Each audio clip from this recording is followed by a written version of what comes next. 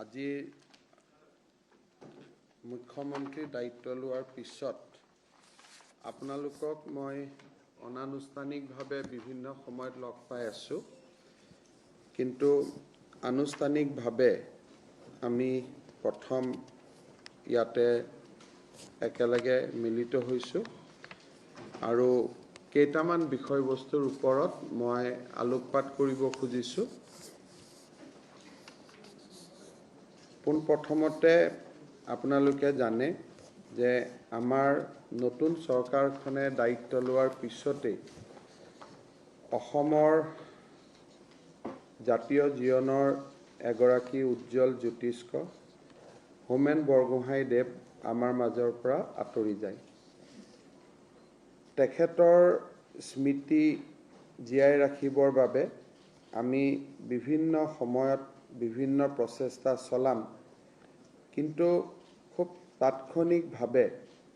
আমাৰ গুৱাহাটীৰ নাৰেংগীৰ পৰা চন্দ্ৰপুৰ হৈ জাগি ভকতগাঁও পৰ্যন্ত অৰ্থাৎ গুৱাহাটী মহানগৰ আৰু মৰিগাঁও জিলাক সংযোগী চন্দ্ৰপুৰ যিটো পথ, সেই পথটো আমি হোমেন বৰগোহাঞি ডাঙৰীয়াৰ নামত নামাকৰণ কৰিবলৈ সিদ্ধান্ত লৈছোঁ। এই পথটোৰ দৈৰ্ঘ্য 50 কিলোমিটাৰ আৰু আমি গুৱাহাটীৰ পৰা উজনিলৈ যাবলগীয়া হ'লে যোৰাবাটত কিবা অসুবিধা হ'লে প্ৰায় এই ৰাস্তাটো আমি বিকল্প হিচাপে ব্যৱহাৰ কৰোঁ। যথেষ্ট ব্যস্ততাপূৰ্ণ পথ এটা আমি শ্ৰদ্ধাৰ হোমেন বৰগোহাঞি ডাঙৰীয়াৰ নামত ইয়াক আমি নামাঙ্কিত কৰিছোঁ। পৰৱৰ্তী পৰ্যায়ত তেখেতৰ স্মৃতি জীয়াই ৰখাৰ বাবে ৰাজ্য চৰকাৰে আৰু কেইবাটাও প্ৰচেষ্টা হাতত ল'ব, সেই বিষয়ে আমি আপোনালোকক সময়ে সময়ে জনাই থাকিম। আমি এইবাৰৰ চৰকাৰৰ দায়িত্ব লোৱাৰ পিছতেই দ্বিতীয়বাৰৰ বাবে কোভিডৰ প্ৰাদুৰ্ভাৱ বা আমি যাক ছেকেণ্ড ৱেভ বুলি কওঁ, তাক আমি দেখা পাইছিলোঁ। চৰকাৰে দায়িত্ব লোৱাৰ পিছতেই আমি কোভিড পৰিৱেশৰ মোকাবিলা কৰিবলৈ সম্ভৱপৰ সকলো প্ৰচেষ্টা আমি অব্যাহত ৰাখিছোঁ। স্বাস্থ্যমন্ত্ৰী কেশৱ মহন্ত ডাঙৰীয়াৰ নেতৃত্বত স্বাস্থ্য বিভাগে আৰু স্বাস্থ্য বিভাগক সহযোগিতা কৰিবৰ বাবে আন সকলো বিভাগে একত্ৰিত হৈ কোভিডৰ বিৰুদ্ধে যুঁজখনত নামি পৰিছে। পৰিৱেশ বহু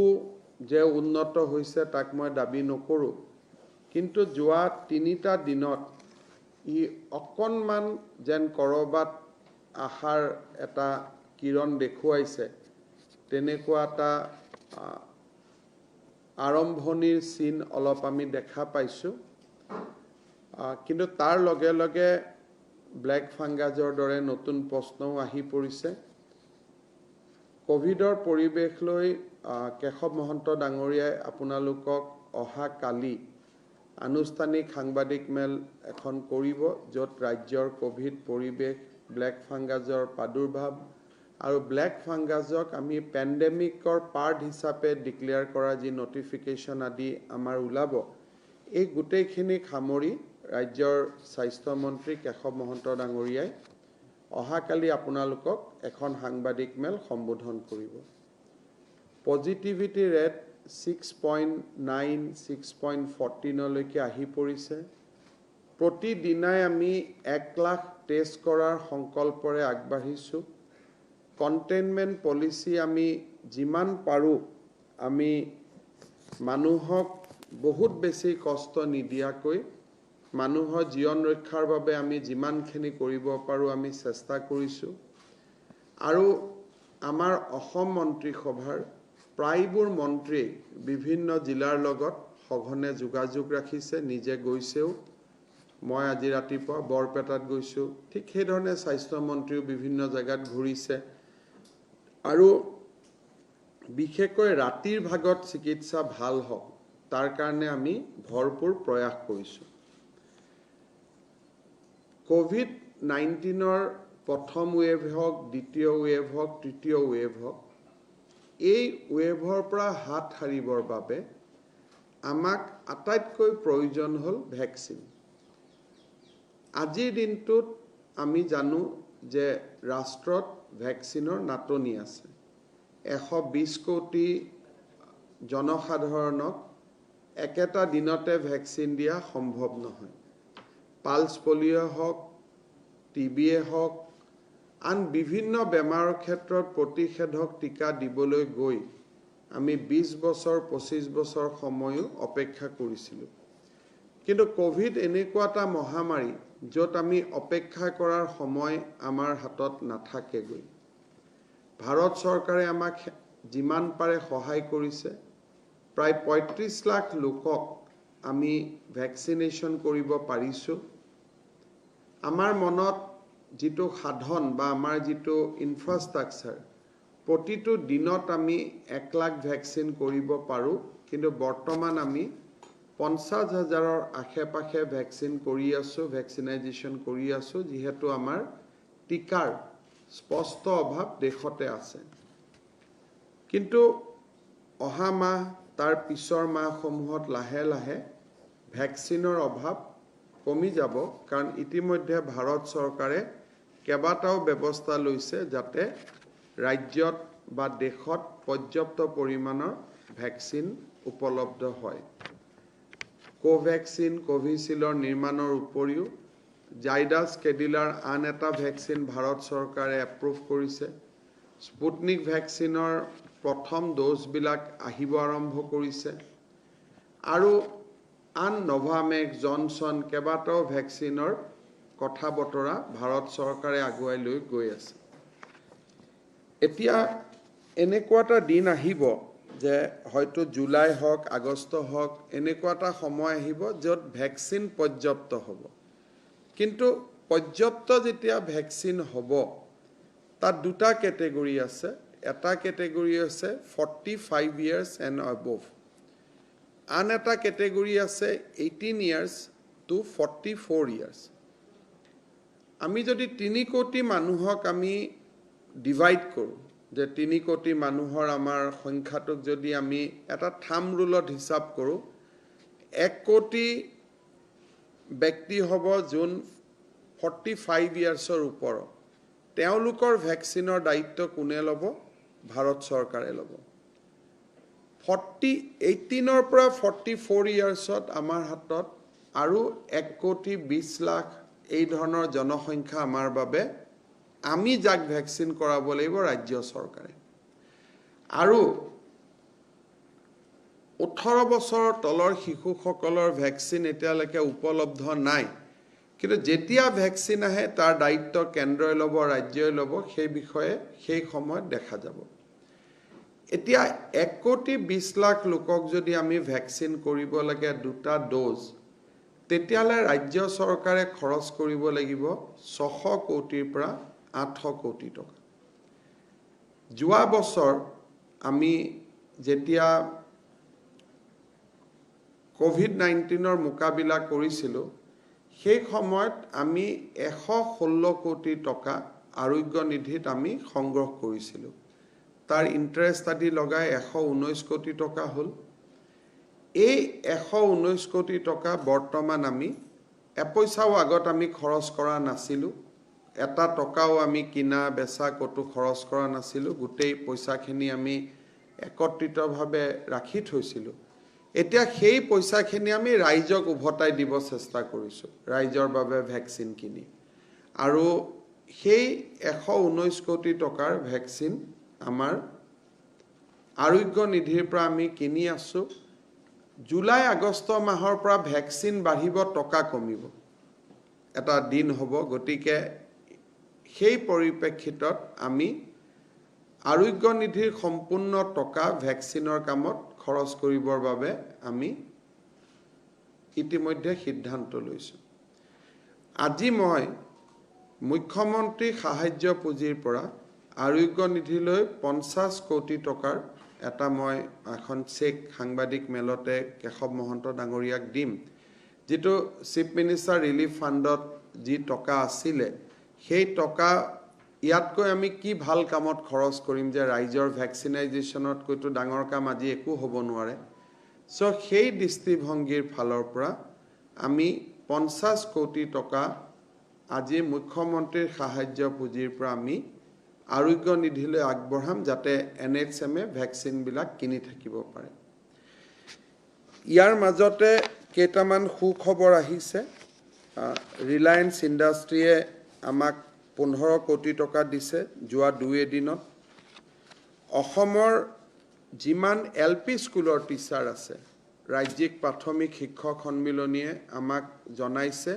যে তেওঁলোকেও তেওঁলোকৰ এদিনৰ দৰমহা আমাক ভেকচিনাইজেশ্যন বা আন ধৰণৰ কথা কোভিডৰ কাৰণে আমাক আগবঢ়াইছে ইয়াৰ মাজতে অসম কলেজ শিক্ষক সন্থায়ো এদিনৰ দৰমহা ভেকচিনাইজেশ্যনৰ কাৰণে আগবঢ়াইছে গুৱাহাটী বিশ্ববিদ্যালয়ে 15 লাখ টকা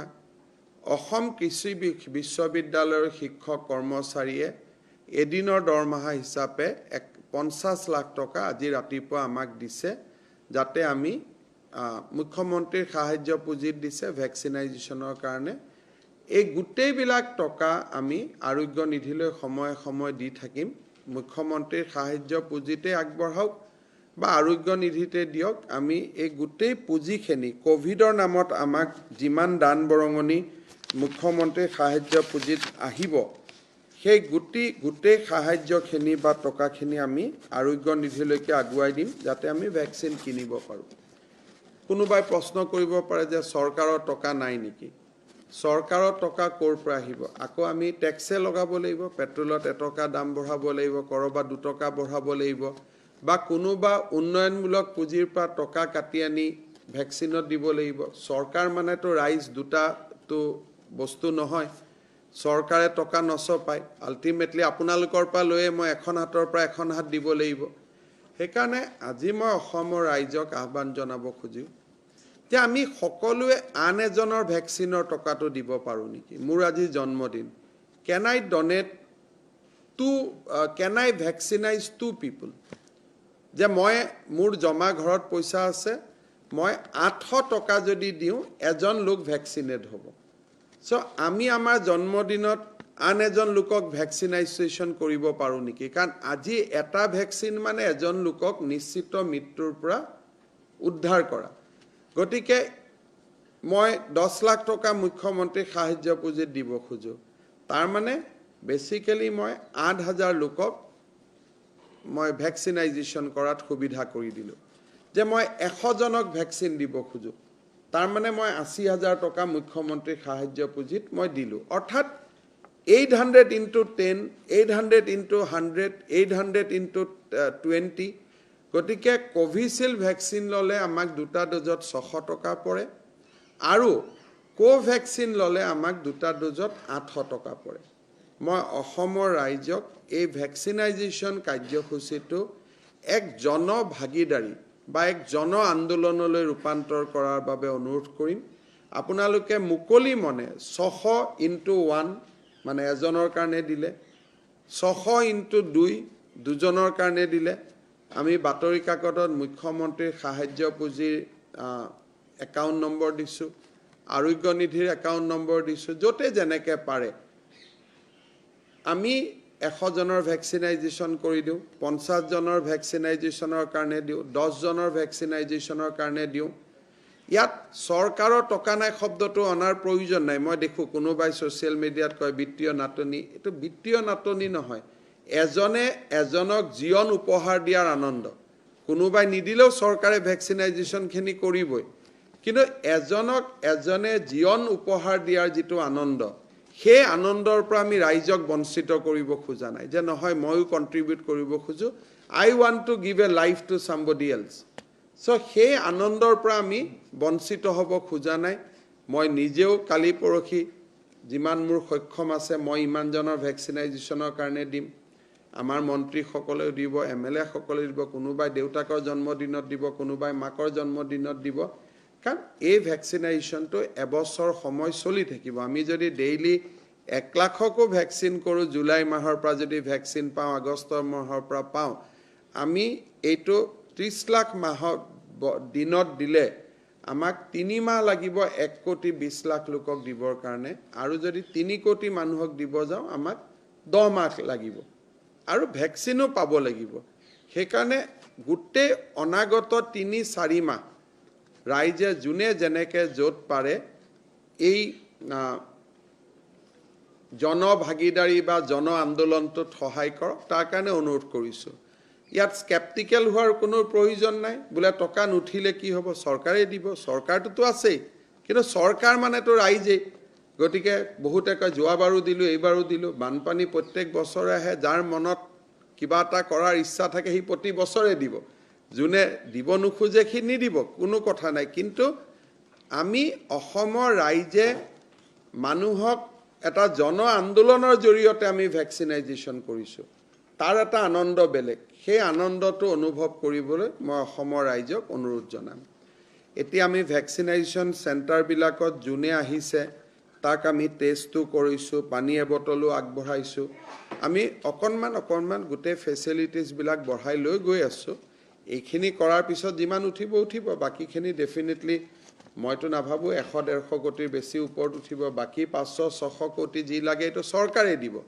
কিন্তু আমি আমাৰ আন এজনক জীৱন দিয়াৰ সুখখিনি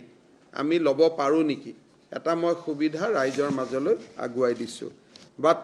আমি কিবা দান বৰঙনি পাও নাপাও ভ্যাকচিনাইজেশ্যন বিনামূলীয়াই হ'ব আৰু আমি ফ্ৰী ভ্যাকচিনাইজেশ্যন আমি ৰাইজক কৰি থাকিম আৰু সেইটো আমাৰ সংকল্প আছিল সেইটো চলি থাকিব ভাৰত চৰকাৰে 44 বছৰ ওপৰক বিনামূলীয়াকৈ দি আছে আৰু ডেফিনেটলি আমি 18 to 44 years খিনি ৰাজ্য চৰকাৰে বিনামূলীয়াকৈ দিব ইৰেসপেক্টিভ অফ আমি কিবা দান বৰঙনি পাও বা নাপাও তাৰ কাৰণে আমাৰ ৰেলখন ৰখি নাথাকে ৰেলখন ডেফিনেটলি চলি থাকিব আজি আমাক আৰু এটা অলপ সহায় আহিছে অসমত ৰিলায়েন্সৰ 39টা পেট্ৰল পাম্প আছে তেওঁলোকে আজি কৈছে যে কোভিডৰ ৰোগী কঢ়ুৱা অক্সিজেন কঢ়ুৱা বা কোভিডৰ নামত যিমান গাড়ী চলিব সকলোতে তেওঁলোকে প্ৰতিদিনে 50 লিটাৰকৈ তেল প্ৰতিখন গাড়ীক তেওঁলোকে বিনামূলীয়াকৈ দিব এনেকে বিভিন্ন ৰাজ্যে সহায় কৰি আছে শিক্ষকসকলে এদিনৰ দৰমহা আগবঢ়াইছে ইউনিভাৰ্সিটিৰ পৰা বিধায়কসকলেও আহি সহায় আগবঢ়াই আছে গতিকে মই ৰাইজক কোভিড বিশেষকৈ ভ্যাকচিনাইজেশ্যনটো এটা জন আন্দোলনলৈ ৰূপান্তৰ কৰাৰ বাবে আহ্বান জনাম